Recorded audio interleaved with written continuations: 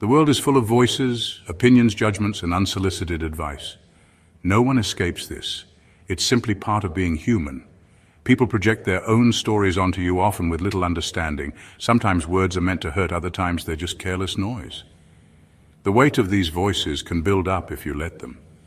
But remember, judgment is as natural as waves in the ocean. It's not a sign you're doing something wrong, it means you're alive and engaged. The real challenge isn't silencing the world, but finding quiet within yourself. When you cultivate inner calm, the noise loses its power. You stop letting others define you. Their words become just that, words, not your reality. Your light remains undiminished. Here's a truth, you don't have to react. Stillness is strength, you can choose not to engage. This pause is your power, your chance to reclaim control. Reacting impulsively lets others dictate your emotions. Their chaos becomes yours if you let it. Non-reaction isn't apathy, it's mindful awareness. Notice the trigger, feel it, then decide if it deserves your energy. This is self-respect in action. You set the terms of engagement, or choose none at all. The world will always provoke, but your response is yours alone. In the space between stimulus and response lies your freedom. Widen that space and you become unbothered. That's true emotional power. This journey is about mastering non-reaction, staying unbothered, no matter what. It's not mystical. It's a skill anyone can learn. We'll explore tools to help you stand firm, like a tree in a storm. True power is self-mastery, not control over others. It's a calm confidence that needs no outside validation. The goal isn't coldness, but resilient peace. You'll learn to filter the world through your own wisdom. We'll uncover why people provoke and how silence can be your strength. Most importantly, you'll gain strategies to neutralize triggers and shift perspective. This is your invitation to emotional freedom. Some people provoke you on purpose. They want to see you react. Your reaction gives them a fleeting sense of power. It's often rooted in their own lack of control. If they can make you angry or defensive, they feel significant, but this is a hollow victory for them. True power isn't about controlling others, it's about self-control. When you react, you validate their attempt and reinforce their behavior, but if you stay calm, you break the cycle. Their need for control is about their own struggles, not your worth. Recognizing this dynamic is your first defense. It helps you pause rather than play their game. Their power fades when you don't respond. Your peace remains intact. Some provoke just to be noticed. Any attention is better than none. Even negative reactions make them feel seen. If they lack positive affirmation, drama becomes their spotlight. Your strong reaction confirms their existence. The louder you respond, the more important they feel. But this attention is fleeting and empty. It doesn't fill their real need for connection. True recognition comes from respect, not chaos. When you see their provocation as a plea for acknowledgement, you can respond with calm detachment. Don't feed the drama. Recognize the emptiness behind their noise. Misery loves company. Some want to pull you into their negativity. Your peace unsettles those who lack their own. By provoking you, they try to disrupt your calm. If you engage, you both get dragged into the mud. Their goal isn't resolution, but shared turmoil. Your agitation becomes their victory, but you don't have to play along. Refuse the invitation to chaos. Stay on higher ground. Your refusal keeps your energy clean. Let them wrestle alone. Your peace is your power. Decline the drama and keep your balance. Often people's provocations reflect their own inner struggles. Their criticisms are projections of their insecurities. Their anger is their pain, not yours. When they try to make you feel small, it's because they feel small. Their words are windows into their own wounds. Most of this is unconscious, a cry for something they lack. Understanding this lets you depersonalize their attacks. It's not about you, it's about them. Their words are boomerangs, not arrows. You don't have to pick up what they're putting down. Let them carry their own baggage. You stay free. Silence is not merely an absence of noise, it is a presence. When faced with provocation, the world expects a retort, a defense, a verbal battle, but when you choose stillness, you disrupt this expectation entirely. This quietude is not weakness, it is a deliberate, potent choice. It's standing firmer in your own serene energy, letting their words simply pass by. Your calm is your fortress. Instead, they are met with your unwavering calm. The mountain remains unmoved. This is the quiet roar. a powerful assertion of your sovereignty over your own emotional landscape. Imagine someone offers you a cup filled with poison. You have a choice. Do you accept it? Verbal poison works the same way. Non-reaction is choosing not to accept that cup. Epictetus wisely stated, "He who angers you controls you." The power of non-reaction lies in severing those strings. By choosing not to become angered, you reclaim your autonomy. You are the ultimate gatekeeper of your mind and spirit. You are valuing your peace. Those who seek to provoke you have a script in mind. They expect drama, a heated argument, or perhaps even tears. When you respond with stillness, a calm smile, or by simply walking away, you rewrite that script. This is unsettling for them. It is a demonstration of immense control and quiet confidence. It's about mastering yourself. Your composure becomes a shield, deflecting their negativity. You are refusing to play their game by their rules. Your power comes from within, from your ability to remain centered. The real triumph lies in preserving your inner peace. Training your unbothered mind starts with detachment. Separate your core self from others' opinions. Their words are data, not definitions. This is emotional freedom, inner peace unshaken by external chatter. You are not what they say about you. You are the author of your story. Be a strong, deeply rooted tree. Sway but don't break. This separation is self-love, protecting your peace. The second powerful tool is the mirror question. When faced with criticism or negativity, pause. Ask yourself this simple, transformative question. Is this about me, or is this really about them? More often than you might imagine, what people say is a projection. It's a reflection of their own inner state, their insecurities, their fears, or their past experiences. They're not seeing you clearly, they're seeing you through the filter of their own unresolved issues. It's their internal landscape being displayed, not an accurate map of yours. Projection is a common human defense mechanism. It's when someone unconsciously attributes their own unacceptable thoughts, feelings, or motives to another person. Someone feeling inadequate might accuse others of arrogance. Someone struggling with dishonesty might be quick to distrust everyone else. Understanding this doesn't mean excusing bad behavior. It means recognizing its source. It allows you to see that the arrow they shot was perhaps never truly aimed at you, but at a shadow within themselves. This realization can diffuse the emotional charge instantly.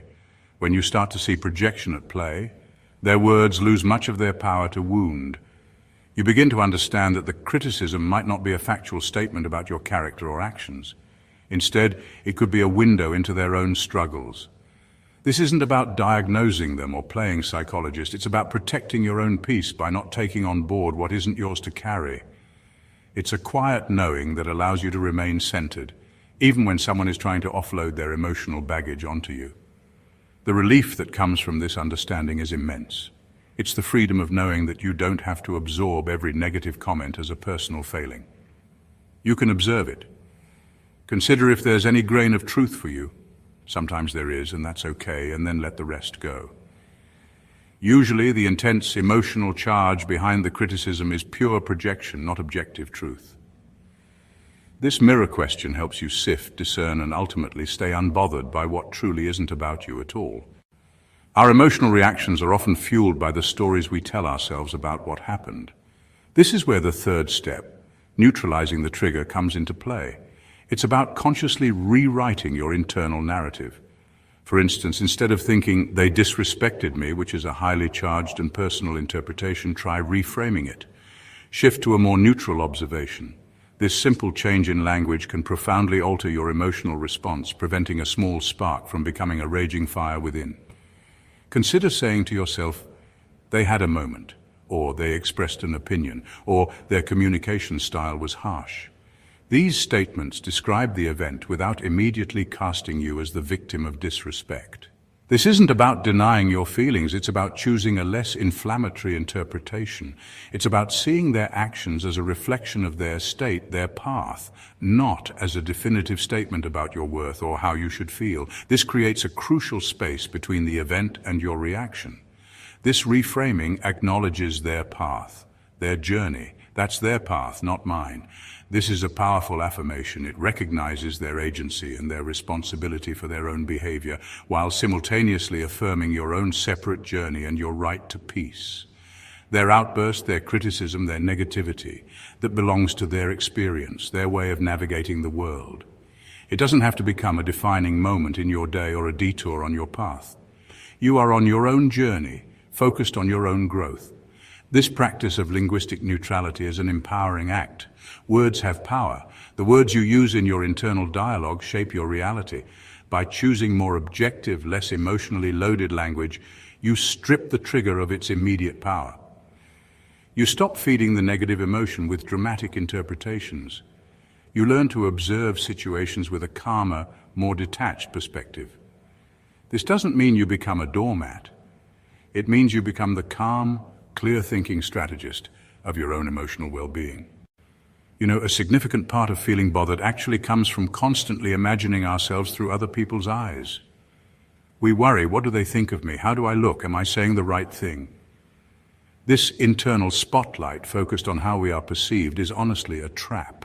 It makes us self-conscious, anxious, and overly sensitive to every glance or comment. The fourth step in training your unbothered mind is to consciously shift this spotlight. Stop trying to see yourself through their potentially critical or judgmental gaze. It's such an exhausting and often inaccurate perspective. This constant self-monitoring for external approval really puts you in a reactive mode. You're essentially performing, trying to manage their impression of you. And honestly, this drains your energy and authenticity. When your focus is on how they see you, you give them immense power over your feelings. Their frown can ruin your day. Their silence can make you second-guess yourself. Breaking free from this pattern means reclaiming your own perspective as the primary one. Your view of yourself must become more important than their view of you. Cultivate an internal locus of evaluation. This means your sense of worth, your decisions, and your feelings are guided by your own values and inner compass, not by the anticipated or actual reactions of others. Now, this doesn't mean you become oblivious to feedback. It means you filter feedback through your own wisdom, rather than being defined by it. You become the primary audience for your own life. You decide what success looks like, what kindness means, what integrity demands of you. Their opinions become secondary data points. The freedom that comes from this shift is honestly profound. When you stop performing for others, you can start truly living for yourself. Your actions become more authentic. Your choices become more aligned with your true desires. You move through the world with greater ease and confidence because you're no longer auditioning for approval. You are simply being. This observer's stance, where you are grounded in your own perspective, is a cornerstone of the unbothered mind. It allows you to navigate social interactions without losing yourself in the process. Once you stop obsessing about how others see you, start seeing them clearly through your own lens. Observe their behavior from your centered perspective. Often you'll see someone struggling, not a monster. Seeing them through a clear lens, you glimpse their humanity. This doesn't excuse them, but it dissolves your resentment, changing the dynamic. You become an observer, maintaining peace from understanding and calm detachment. Focus on how you see, and the game changes. Guided by wisdom, you choose responses from strength and clarity. See the situation for what it is. This is emotional mastery. Training the unbothered mind is not a one-time fix. It's really an ongoing practice. Like an architect designing and reinforcing a fortress, you are continually building and strengthening your inner sanctuary of calm. Each step, detaching from opinions, using the mirror question, neutralizing triggers, shifting your gaze, these are the tools and techniques. They require consistent application. They are skills that sharpen with use. Don't expect to master them overnight. Be patient with yourself. Celebrate the small victories along the way. At the heart of all these practices lies mindful awareness. It's the ability to observe your thoughts and feelings without immediately getting swept away by them. It's that crucial pause between stimulus and response. Cultivating this awareness allows you to catch yourself before you react impulsively. It gives you the space to choose a more considered, more empowering response. This mindfulness is the bedrock upon which your unbothered mind is built, allowing you to apply these techniques effectively, even in challenging moments. These mental shifts, practiced consistently, create a powerful cumulative effect. They weave together to form a resilient inner core, a fortress of calm that can withstand the inevitable storms of life. Opinions may still fly, provocations may still arise, but they will find it increasingly difficult to breach your peace. You become more adept at deflecting negativity, at seeing situations with clarity, and at preserving your own precious energy. Your internal environment becomes a place you consciously curate for serenity and strength. The long-term benefit of this dedicated inner work is an unshakable, genuinely unbothered mind. This isn't about being emotionless. It's about being emotionally intelligent and resilient. It's about knowing that your peace comes from within, and that you have the tools to protect it. No matter what the external world throws your way, you become the calm center of your own universe, capable of navigating life's complexities with grace, wisdom, and an enduring sense of inner stillness. This is the ultimate freedom. Let's explore how to handle direct comments. Imagine someone says, "You've changed." It might feel like an accusation or an observation. A calm "thanks for noticing" acknowledges their comment without needing defense or explanation. If someone says, "You're quiet," a neutral "I suppose I am" works. The key is to respond, not react, protecting your peace. Personal insults are designed to wound and provoke a strong emotional reaction. The immediate response might be anger or hurt, but that's what they seek. The unbothered path? Smile and say nothing. It communicates that their words have not landed. Silence is a statement of self-assurance. Refuse to engage and deny it power, or calmly disengage, make brief eye contact, then walk away. Your peace is more valuable than a pointless battle. The online world presents its own unique battlefield for staying unbothered. Comment sections, social media feeds, forums. These spaces can quickly become arenas for provocation. Anonymity can embolden individuals to say things they would never dare express face to face. Negativity can spread like wildfire, and it's easy to find yourself the target of unwarranted criticism, misunderstanding, or outright trolling. The desire to defend yourself, to correct misinformation, or to simply fight back can be overwhelming in these digital exchanges. The speed and public nature add layers of complexity. When someone tries to provoke you online, the most potent, unbothered response is often the most disciplined. Do not reply. Do not repost their negativity, even to mock it. Do not react in any visible way. Engaging with online trolls or highly aggressive commenters gives their words oxygen. It amplifies their message. It draws you into their frame, their desired conflict. They often crave attention, and your reaction, any reaction, is a reward. Starving the provocation of this attention is how you reclaim your power and your peace in the digital sphere. It's natural to feel the urge to set the record straight. It's human to want to defend your reputation or your point of view, especially when it's being misrepresented or attacked online. However, experience shows that online arguments rarely lead to resolution or changed minds. More often they escalate, drawing in more participants and generating more heat than light. You can spend immense emotional energy trying to reason with someone who has no interest in reason, only in provocation. This is a battle you often win by refusing to fight. Your online environment is an extension of your personal space. Curate it with the same care. The unfollow, mute, and block buttons are powerful tools for maintaining your digital serenity. You're not obligated to read every comment or engage with every mention. Sometimes staying unbothered means not being available for digital nonsense. Your lack of reaction is not a sign of defeat. It is a strategic choice to protect your mental and emotional well-being. It's a quiet declaration that your peace is more important than participating in every online skirmish. Cultivating an unbothered mind is an active, daily commitment to inner work. These small, consistent practices lay a profound foundation for inner resilience. Think of these habits as essential acts of self-care, quietly building your capacity to navigate life with grace. Meditation, even for 5 minutes a day, is transformative. This practice builds your mental pause button, training your mind to observe without immediate reaction. You learn to settle the internal chatter, to find calm even when circumstances are turbulent. 5 minutes is all it takes to begin this daily practice for mental clarity and emotional stability. Beyond cultivating stillness, actively processing your emotions is key. This is where the habit of writing a let-it-go journal becomes invaluable. Life will present frustrations, disappointments, and moments of anger. These emotions need a healthy outlet. If left unexpressed or unprocessed, they can fester internally, coloring your perceptions and leading to misdirected reactions. Journaling offers a private, safe container to pour out these feelings without burdening others or saying things you might later regret. It's an act of emotional hygiene, essential for maintaining clarity and peace. The Let It Go journal is your personal space for uninhibited expression.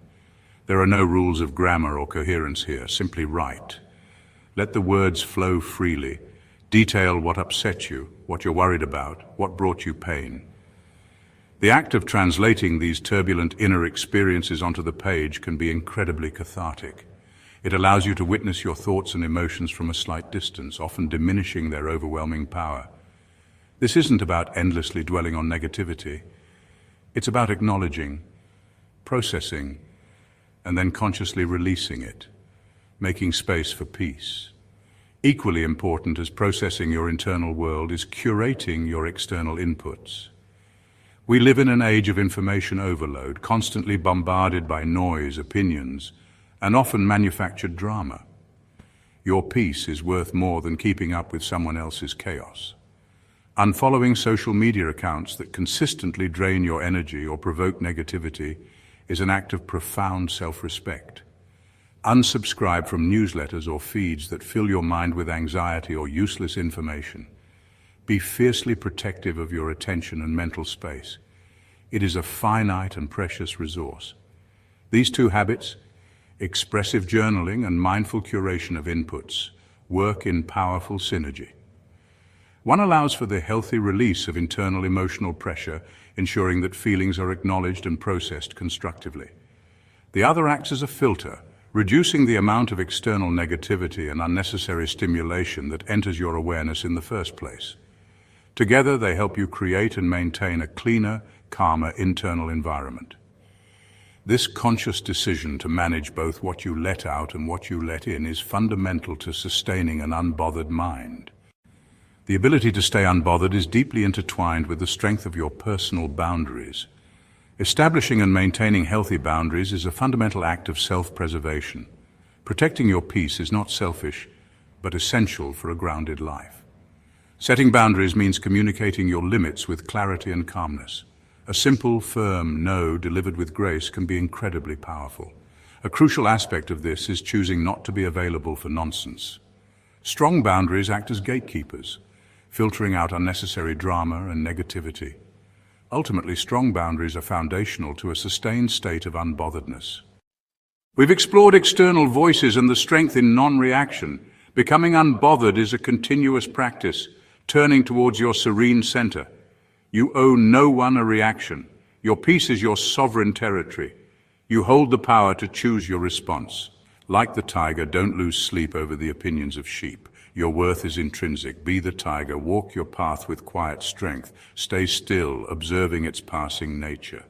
Become a beacon of calm and inspiration for others. Let your unshakable peace be your silent, powerful statement.